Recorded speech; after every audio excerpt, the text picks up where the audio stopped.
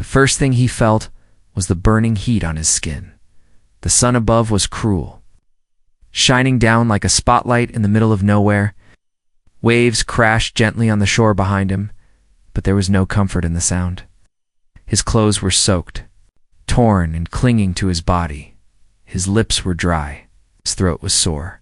When he finally opened his eyes, all he saw was endless blue sky and tall green trees in the distance. The man, his name was Ryan, slowly sat up, every part of his body aching.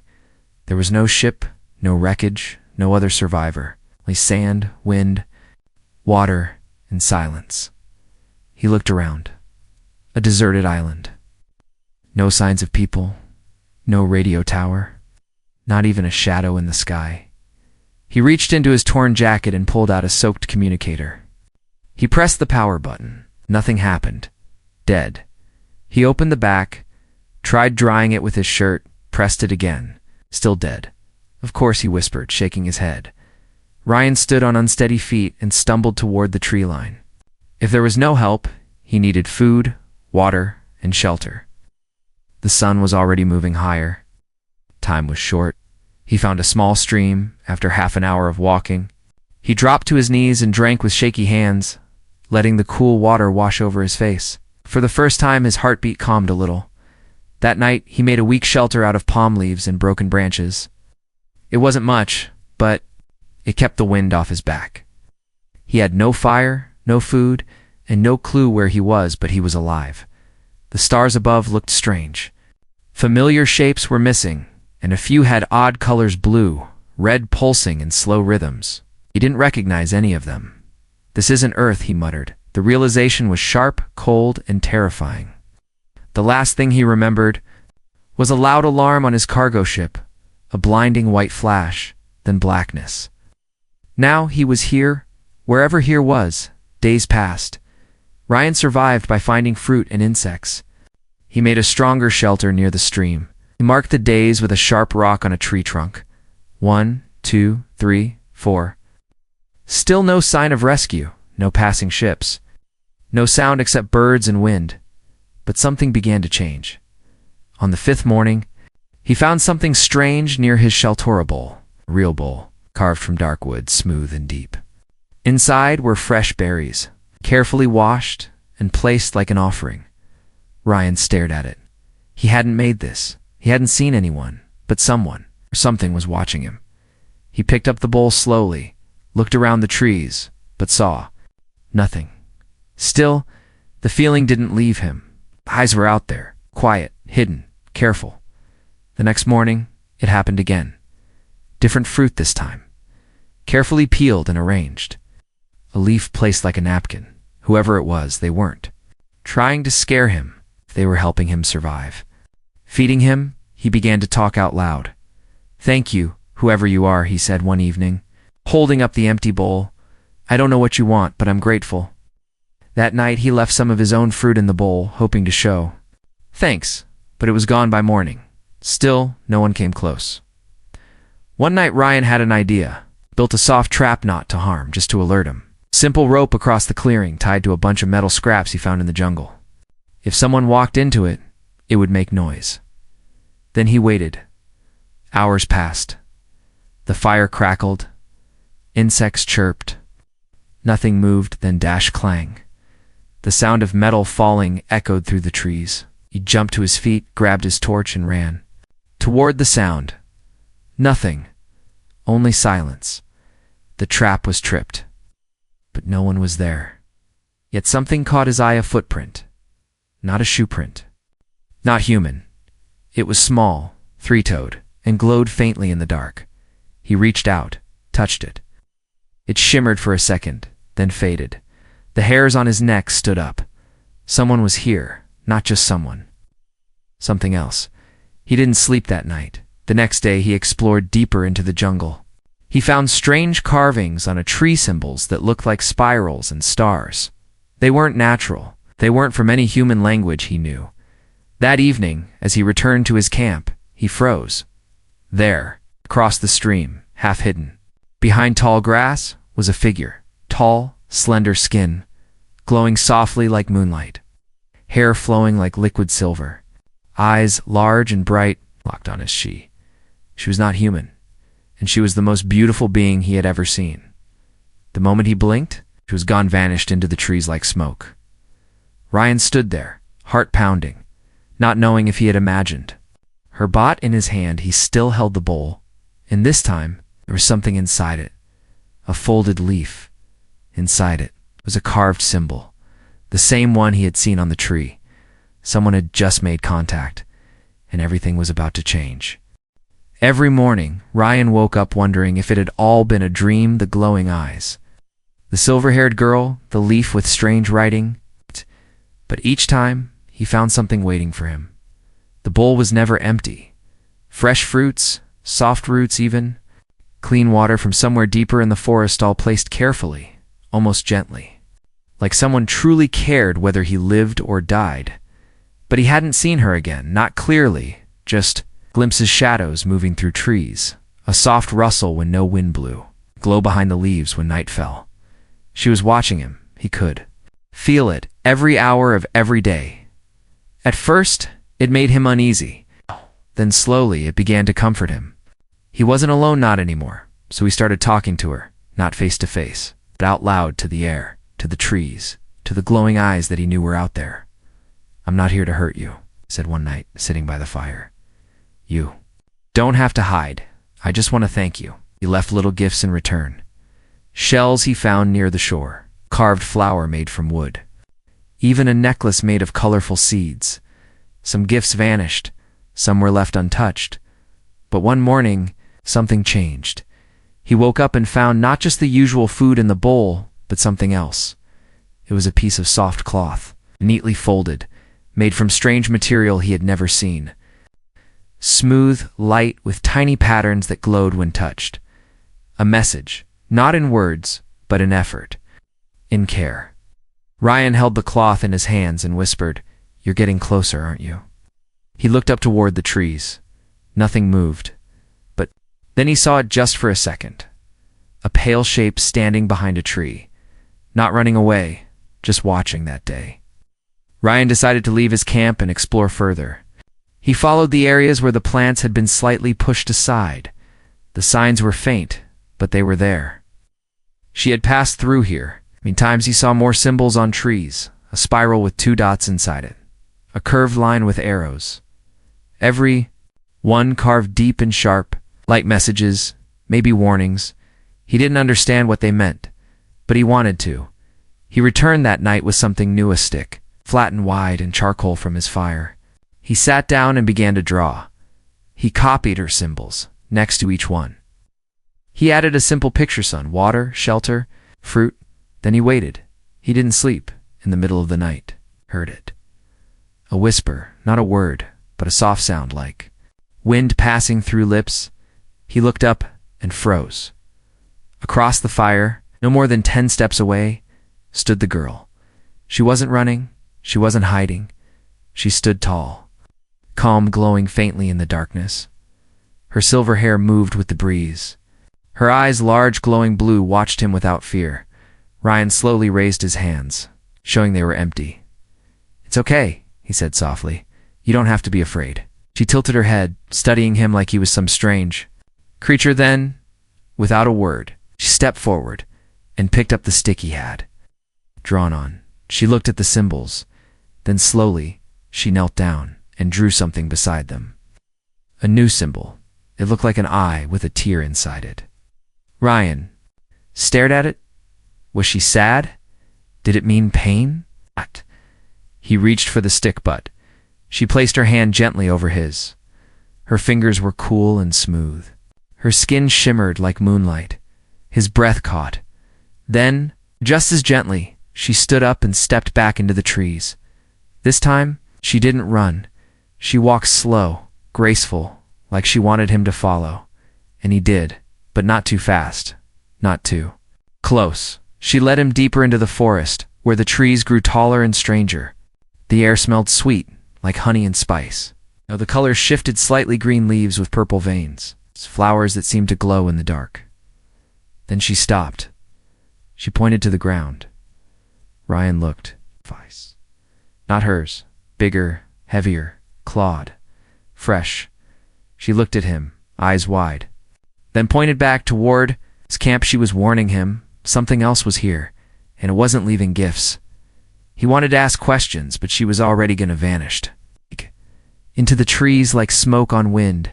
Back at his shelter, he checked everything. Nothing was touched, but for the first time. The bowl was missing. No food, no gifts, only silence. And now he wasn't just being watched, he was being hunted. Ryan had spent most of his life around machines. It's not magic, but this felt like something out of a dream. She had skin that glowed like soft crystal, hair that shimmered like falling stars, and eyes so deep they looked like entire galaxies. Lived inside them. She didn't speak, not in words, but she didn't need to. Every movement, every look, every slow breath she took said more than language ever could. Ryan couldn't sleep that night. He kept looking at the spot where she had stood just beyond the trees. Bathed in moonlight, she had drawn a message for him, touched his hand, then warned him of danger, and then she was gone. But something had changed. She wasn't hiding anymore. She wanted him to see her. The next morning, Ryan left a new message beside his campfire. He drew a circle, his sign for home. Then, beside it, a stick figure. Him, and beside that, another figure with glowing hair and eyes. Her, between them. He drew a symbol for peace, a line connecting their hands. Then, just like before, he waited. He didn't move. He didn't speak. He simply sat in the sand, staring into the trees. Hours passed. Birds flew above. The stream whispered quietly. Sky turned golden, and then she came. Not from the trees, but from the rocks. Stepping lightly as if the ground itself welcomed her. Her eyes met his. She looked at his drawing, tilted her head and smiled. That smile was small, soft, and completely otherworldly. But it was real. Ryan smiled back. He slowly picked up a piece of fruit and held it out. She walked closer, just a few steps, and took it. Her fingers brushed his again. Then she sat across from him. No words, no fear, just two beings, sharing space, sharing trust. He wanted to ask her 1,000 questions. Who was she? Where did she come from? Was this planet hers, or was she stranded too? But he said nothing. Instead, he picked up the stick again and drew something new. Circle with a small ship crashing into it. Then he pointed to himself. Her smile faded. She reached out and touched the ship. Drawing, then she added another line. A second ship, broken in two, and beside it, her own figure. She had crashed here too. They were both survivors, both alone, until now. Suddenly, sound broke the moment. A low growl from beyond the trees. Her head snapped toward the noise. Her glowing eyes narrowed. Ryan stood quickly, grabbing a sharpened stick. But she grabbed his arm, tight. She pointed to the jungle, then to the sky, and made a motion like wings. Something was coming, something that didn't belong. On this island, she rose quickly and waved her hand. Gesturing for him to follow, he did. She moved like wind, silent, graceful through a path he hadn't seen before. Vines parted for her. Roots didn't trip her. They stopped at a hidden cave behind a waterfall inside. It was cool, dim, and full of light. Strange glowing stones covered the walls. Symbols were etched across every surface. Warnings, maps, messages. This was her sanctuary. She touched one glowing panel. Soft hum filled the air. A projection appeared, 3 shapes flying through space. One broke apart, another vanished. The third hit looked like a monster. All teeth and fire landed. She turned to Ryan. Placing a hand over her heart, she was the last of her kind, and something had followed her here. Ryan took a deep breath. He was a simple mechanic, cargo, pilot, just trying to survive. But this girl, this alien, was something fragile and beautiful. Something hunted. And now she was trusting him with her life. He placed his hand over hers and nodded. Once she smiled again, not with joy, but with relief. For the first time, she wasn't alone either. Back at the camp, the trees are UST-led, heavy footprints. Pressed into the soft earth, a shape moved between shadows, sniffing the air, leaving deep claw marks in the sand. The hunter had arrived, and it had picked up a new scent. Human. Ryan had never thought of himself as brave. He could fix machines, fly a small ship, survive on canned food and cold air for weeks, but this was different. He was now standing inside an alien cave, glowing with symbols that spoke a language beyond. Stars, next to a girl who wasn't human, who clearly hadn't planned on ever being seen until now. The moment she let him in. She broke a rule when written deep into her people's bones, and it wasn't just her hiding here. Something else was out there, something worse. She pointed at a wall covered in carvings. Ryan stared at it, slowly understanding. It told a story. Not in words, but in pictures. A ship with wings like Hearst fleeing from something huge and dark. A beast covered in spikes and flame. The drawing showed her kind running, hiding, vanishing into small planets. Then came a symbol, a jagged tear across the stars. One of the monsters had followed. She was never supposed to survive, and yet she did. He looked at her, confused. If they were hunting you, why are you still alive? She didn't answer. Instead, she placed her hand on her belly, then on her head, then on her chest. 3 fingers. 3 points, then pointed at him. He didn't understand at first. Then something clicked. You mean because I'm here? She nodded. Later that night, they sat near the waterfall cave. The sound of water masked the jungle's silence, but both of them felt it. Something had shifted, a presence, pressure in the air. Ryan whispered, "It's watching, isn't it?"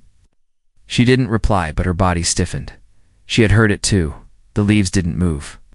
But the jungle felt heavier. He stood and looked toward the trees. No sound. No wind. But something was out there, getting closer with every breath. That night, returned to his shelter, only to find it torn apart. The bowl was crushed, his fire pit scattered. The tree where he had carved each day now had a fresh mark, a claw slashed deep and deliberate right through the dates. He knew what it meant. It wasn't just tracking her anymore. It knew about him. He ran back to the cave, breath tight in his chest. She was waiting for him, already at the entrance. When she saw his face, she knew. No words needed. She led him deeper inside. The cave passed the glowing walls, through a narrow path he hadn't noticed before. It opened into a new chamber, and there, half buried under rocks and vines, lay a broken machine. A pod. Her escape pod, cracked and silent. But still humming faintly with power, she placed her hand on a panel. Lights flickered. Then a small screen came to life. Alien text danced across it. Unreadable, but one line stood out. A blinking red warning. A tracker. Her ship had sent a signal. When it crashed, and the creature had followed it, Ryan stepped back. You didn't know? She shook her head slowly, then looked at the machine, then at him. Her face showed fear, not for herself, but for him. He now understood the full truth. This island wasn't random. It wasn't paradise. It was a trap. The hunter didn't just want her, it wanted everything that had touched her, including him. They spent the night sealing the cave. He worked quickly, using fallen branches, sharp stones, anything he could find. She used her glowing hands to mark warning symbols across the entrance. Together, without a single word shared, they prepared for war. At dawn, the jungle went silent. Birds vanished even. The wind held its breath, then Knot stepped into the clearing. Massive, covered in black armor-like skin, with claws that scraped the ground and a mouthful of sharp teeth. It sniffed the air, then turned toward the cave. The hunt had begun. The creature was real, and now it was here. It stood twice as tall as any man, covered in armor that looked like burned stone, with claws that could slice through trees. Its face had no eyes, only slits that pulsed like breathing wounds, and when it opened its mouth, the sound it made was a deep growl that shook the trees. Ryan saw it from the edge of the trees. It didn't need to see him, it could smell him. He crouched low, hiding behind roots, heart pounding in his ears. The alien girl stayed close, silent, calm, her hand resting lightly on his shoulder. She didn't panic. She trusted him. He had never felt more afraid and never more sure of what he had to do. If she was staying, then so was he. They returned to the cave faster, now staying low under the jungle brush. Ryan had already begun building traps, but now he needed something stronger, smarter. He scanned the jungle for tools. The girl guided him toward areas she knew, places where her kind had left things behind. Together, they gathered thick vines like steel cables, sharp crystal shards buried under strange trees, a broken energy cell still glowing faintly. Bones, big ones from a creature that had died fighting this same monster. Anne's hands moved quickly. He tied spikes into the trees, built trip lines with explosive vines, placed crystal shards in narrow paths. Every part of the jungle became his weapon. By nightfall, the air had changed. The jungle no longer felt wild. It felt like a battlefield. Ryan sat near the fire, sharpening a spear made of bone and crystal. His skin was scratched. His arms ached. But he didn't stop. She sat across from him, watching, not just with admiration, but with something deeper. She reached into her satchel and pulled out a small pendant glowing faintly. Shaped like a spiral sun, she placed it in his palm. He looked at her, confused. She touched her chest, then touched the pendant in his hand, a sign of her people, a symbol of bond. Without a word, she had marked him as hers, and he accepted it. The ground shook slightly. Ryan stood, muscles tense. "It's coming," he said. She nodded once, then stepped back into the shadows where her presence became almost invisible. He took his place behind a cluster of trees. The traps were ready. He just needed it to step forward. Minutes passed, then branches cracked. A clawed hand gripped a tree. Tearing the bark away, the monster moved into the trap path, sniffing the air, slow but certain. It stepped on the first trigger, a vine pulled tight to a crystal spike. A snap. The spike launched into its leg. The creature roared. Not wounded enough. It charged. Ryan waited, then moved to the second trap, pit covered in soft leaves. Too late, the creature saw it, leaped over its hand, landed hard. Almost on top of him, he dove aside, the air ripping past his face as a claw missed him by inches. It smelled him now. He was the target. He ran not from fear but to lead it, through the trees, past the fire, into the third trap. A stone slab, its balance just right, fell, crushed part of its back leg. The monster screamed, and still it kept going. Ryan reached the final line, his last hope, a tree rigged with the alien power cell, connected to every crystal they had. The moment the creature stepped into range, Ryan slammed the crystal switch. The trap exploded with blinding light purple energy, ripping through the air. The monster cried out in pain, twisting, writhing but not dead. It was wounded, angry but alive. Ryan's spear was ready. He charged. One chance, one strike. Straight into the chest where the armor was cracked. From the blast, bone and crystal met alien flesh. The creature howled, staggered, back and fell. Silence. Only firelight. Only breath. The jungle returned to calm. Ryan dropped to his knees, shaking. She rushed to him, her hands glowing softly. Pressing to his wounds, her face was filled with something he hadn't seen before, fear for him. She placed her forehead to his, whispering something in her own language. He didn't know the words, but he knew what they meant. He had protected her, and now she would protect him. Ryan didn't remember falling. One moment he was driving the spear into the creature's chest. The next his legs gave out, his vision spun, and his body crashed into the jungle floor. He heard nothing, felt nothing, only the quiet rise and fall of her breath, kneeling beside him. The alien girl pressed her hands over his wounds. Her palms glowed, soft blue light slipping into his torn skin. But she was shaking. Her body wasn't made for this. She was trying to heal him, but she was draining herself. Still, she didn't stop. She whispered words he couldn't understand, her voice trembling, almost breaking. Ryan opened his eyes for a moment and saw her face. Soaked in tears, his mind was heavy, but memories floated through it. Her glowing eyes. Watching from behind trees, the first bowl of fruit, carefully placed, her fingers on his hand. Her smile at his drawings, her warning when the monster came, and now her hands, covered in his blood fighting to save him. He tried to speak. His voice cracked, but one word escaped. Why? She looked into his eyes and touched her chest. Then touched, it's not words but clear, because she chose him.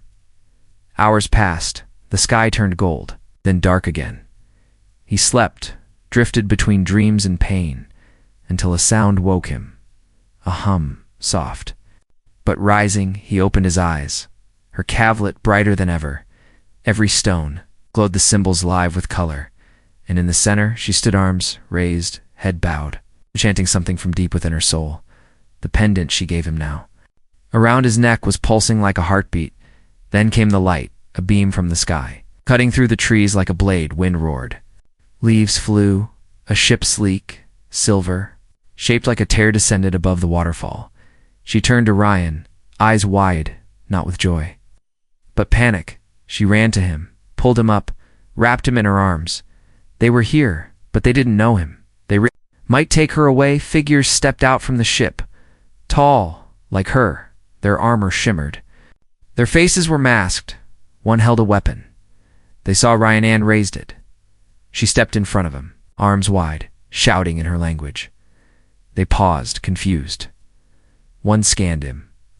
The device in their hand beeped, flashed. Red, then green.